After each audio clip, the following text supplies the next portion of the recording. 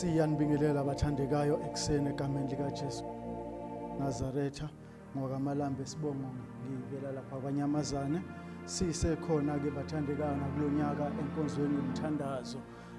ake sesihlephule izwi lenkosi elizosikhuthaza ukuthi sisekhona emthandazweni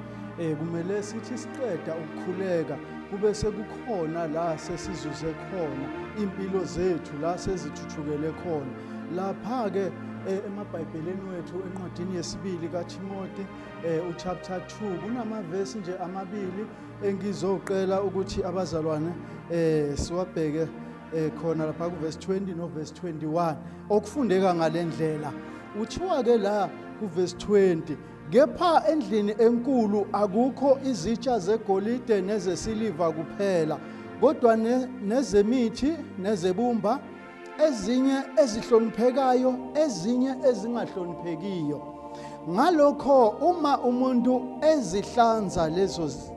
kulezo zinto uyakuba isitsha esihloniphekayo esingcwelisiwe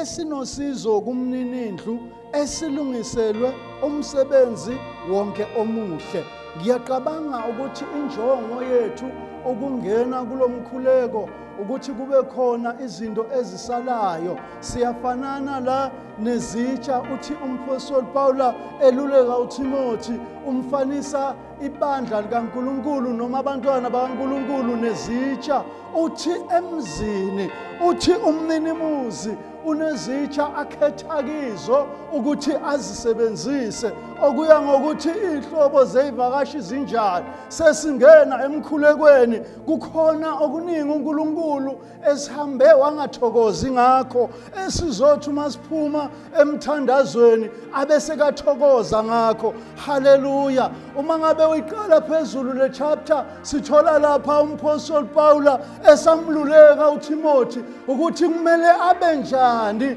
ukuthi aze abe isitsha esibalulekile ekumninindlu kumele abe njani ukuze uNkulunkulu mangabe afuna ukuthululela umlayezo obalulekile kuye amthole angolungele uyabala lapha uthi kokunye gwema ukukhuluma okuyize Timothy sowusemthandazweni yekela ukukhuluma zonke izindaba kukhona okunye okumele ungakhulumi kukhona okunye okumele uzithibe kikho ukuze isitsha sakho mawuqeda lo mthandazo sibe singilesihlanzekileyo uthi lokunye khuthalela ukuthi ube ibutho elithembekile likaKristu la endleleni khamba kufike la kuphela amandla khona uma ngabe ungakhuthaleli ukuziveza uthembekile kungenzeka ube sesewuyadangala ngendlela haleluya uthi ke lana lokunye umphostoli Paula uthi hlanganyela nami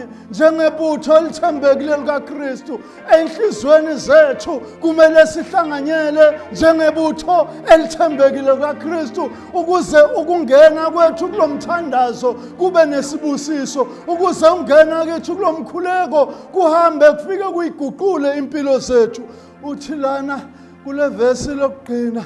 uthi ukuthi ngalokho uma umuntu ezihlanza kulezo zinto uba isitsha esihloniphekayo umninimuzi mangabavakela izivakashi esiseqophelweni elithize aqabanga ukuthi uma afuna ukuphakela mhlawumbe abantu labo abavakashele aqabange ngalesi sitsha kuqala kunalezi ezinye haleluya nangu umbuzo ngimangazayo ukuthi endlini uthi kunezitsha ezihloniphekayo kunezitsha ezingahloniphekiyo sesikhona emkhulekweni makube senhlizweni zethu ukuthi sifuna ukuba yizitsha ezihloniphekayo azothi umninimuzi emangabe eqabanga ukuthi aphakele kuzo imilayezo ebalulekile noma izambulo zebandla aqabange izitsha aqabanga isitsha esibalulekile utholakale ukuthi nguwe leso sitsha endlini enkulu kukhona nezitsha ezingabalulekanga. Angicabangi ukuthi kukhona ozongena kuleli thandazweni aphume solwa isitsha esingabalulekanga. Ngiyacabanga ukuthi injongo zethu sisonke kulomthandazo sifuna ukuthi siphuma izitsha zethu zibe zihlanzekileyo. Gwema ukhuluma kuyise uthi lokuthiwa abanye bekukhuthalela bekulalela kube kubadukisa endleleni yomthandazo. Ekuseni sizawuthandaza phezu kwalamazwi lawa. Ilona loyo kwangathi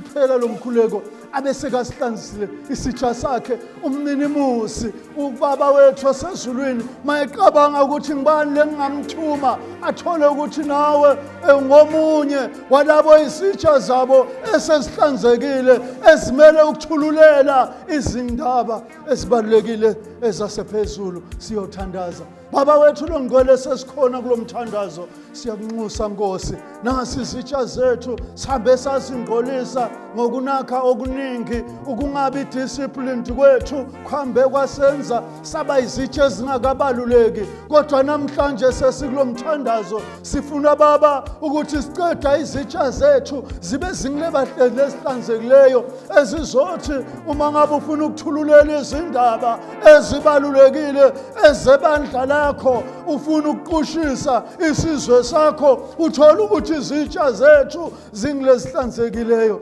Namhlanje ke Nkosi siyakunxusa Nkosi usipela amandla okuqinisela sibe ibutho elihle lakho likaKristu Jesu. Siyabonga baba wethu ongcwele, hamba nathi manje naphakade.